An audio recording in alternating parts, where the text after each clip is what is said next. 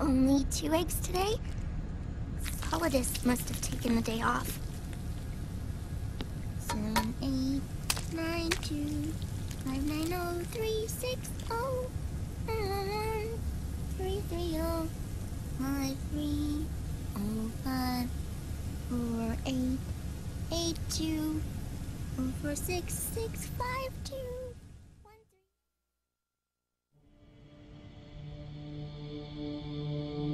3. The Manhattan incident triggered a serious public backlash. Now the U.S. has to think twice before intervening militarily in other countries' affairs. This has fueled a push towards military privatization, with PMCs at the heart of that movement. PMCs? Private military companies? That's right. PMCs have no basis in nations or ideologies. They are private enterprises, driven by profit. In addition to dispatching mercenaries to war zones, they secure weapons and train local soldiers. They're contractors for war itself, and business is good. Their clientele includes developed nations like the U.S., rebel factions looking to seize power by force, smaller countries lacking armies of their own, even terrorist groups. They're in the Americas, Asia, the South Pacific, Europe, Africa, the Middle East. The rise of the PMC has spawned a war by proxy, and it's spreading across the globe. They're... Sonny, we'll eat them later, okay?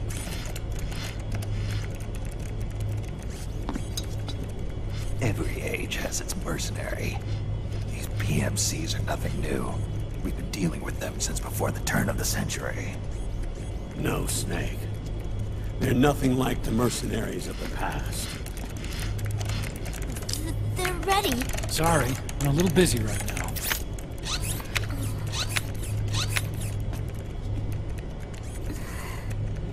The Pentagon's new battlefield control system has produced a decisive difference between hired guns and the PMCs of today. The system was developed by Arms Tech Security. Arms Tech? You mean AT Corp? Yeah. In recent years, AT Corp has shifted focus from weapons development to security tools. And since the establishment of AT Security, business has been booming. The system makes it possible to integrate not only micro-level information on individual soldiers and units, but also macro-level information about field conditions and order of battle. So they've finally achieved total real-time battlefield control. That's right. And as a result, the global presence of PMCs has grown explosively. Truth is, the rise of system-controlled PMCs has led to a dramatic decline in civilian casualties and human rights violations on the battlefield. A cleaner, safer battlefield. Makes for nice propaganda.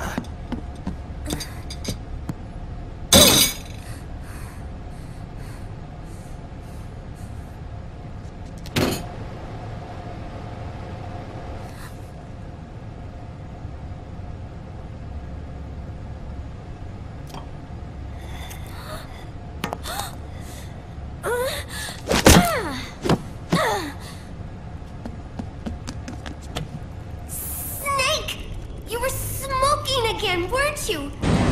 This is a non-smoking flight!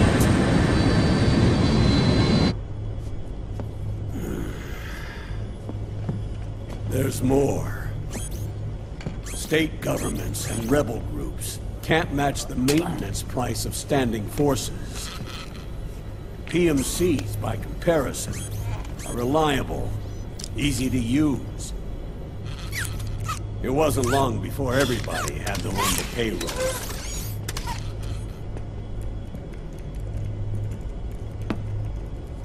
And, as a result, regular armies began to decline worldwide.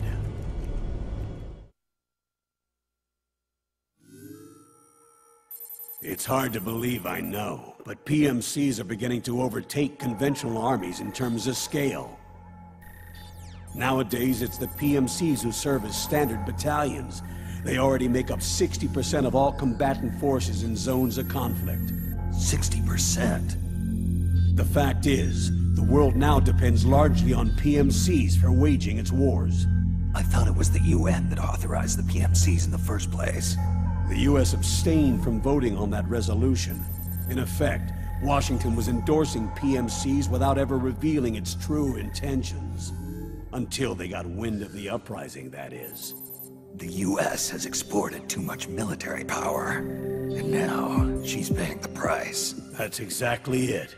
America has now turned war into a form of economic activity. Analysts are calling it the war economy, in that it's picking up the slack for the downward-sloping oil market. But I, for one, don't intend to simply stand by and watch it happen.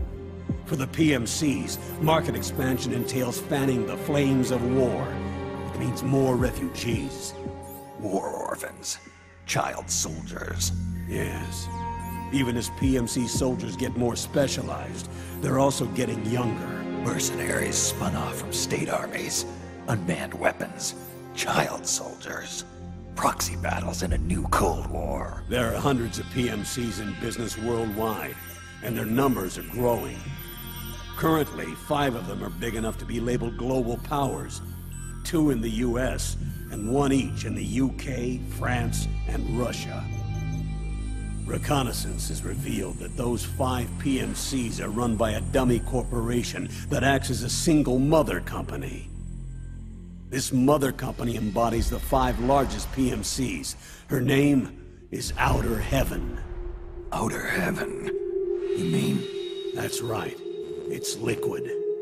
Liquid? He's taken command of this immense army and is now preparing to unleash an insurrection. I watched him die. His will lives on, in the body of the man once known as Ocelot. He aims to fan the flames of war even higher, to create the perfect world once envisioned by Big Boss. The one world in which soldiers will always have a place. He must be stopped, before it's too late. Do you understand, Snake? Any means necessary. Just stop Liquid's insurrection. Even if it means killing him. You want Liquid dead? Isn't that right, Colonel?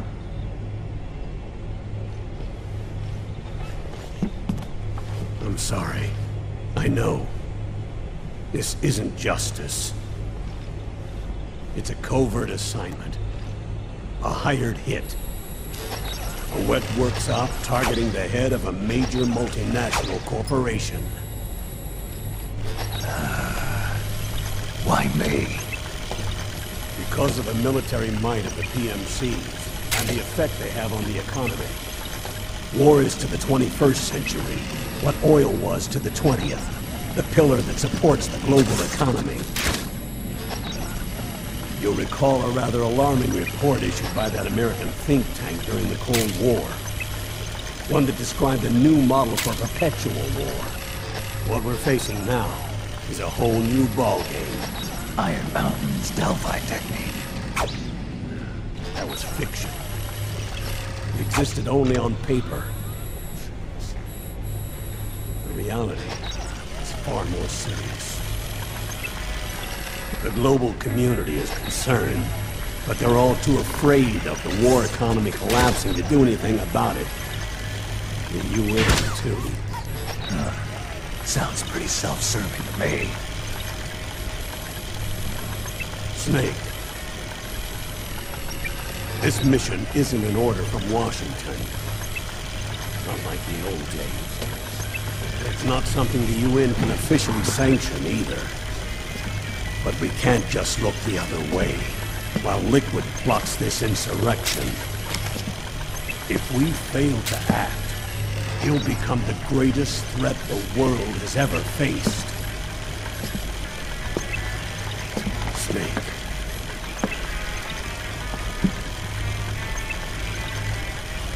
You're the only man I can trust.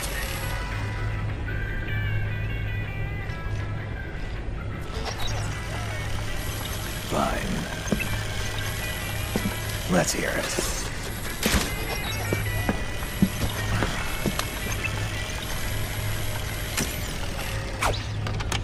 Our intelligence on Liquid's uprising originally comes via reports from U.S. Special Forces, who were mobilized after we at the UN reported our findings. They're tracking Liquid's movements. About 18 hours ago, he was spotted in the Middle East. There's a rebel army in the Middle East, made up of ethnic minorities, waging civil war against the regime in power. The core of that regime's army is provided by one of the PMCs under Liquid's control. What about the rebels? The local militias have hired small numbers of operators as trainers and field commanders. And of course, they've got help from the local PMCs. Right. A proxy war between hired guns. PMC versus PMC. A quagmire of war. All too typical victims of the new world economy. Snake, you'll be sneaking into the conflict zone via transport truck, disguised as one of the rebel army's hired operators. Your first objective is to make contact with our informants, Rat Patrol Team 01. They'll be expecting you. Rat Patrol, huh? They sound sneaky. They're a special forces team assigned to the Army's PMC Investigation Unit, CID. CID. Real rats of the Army. No. I can vouch for them personally. Friends of yours? You could say that.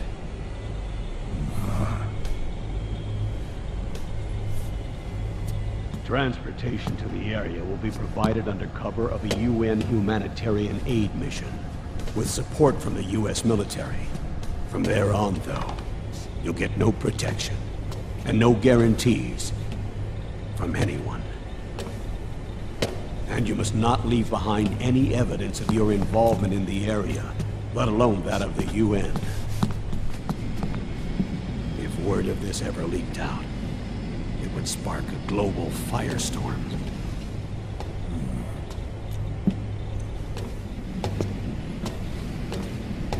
Snake.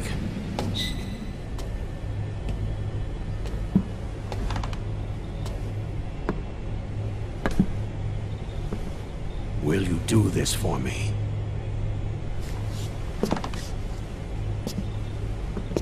Will you terminate Liquid?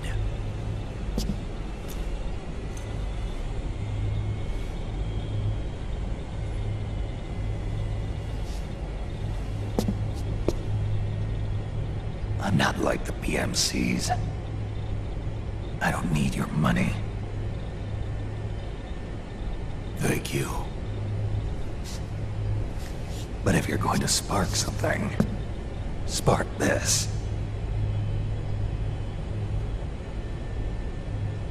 Fine. I'll start my own fire.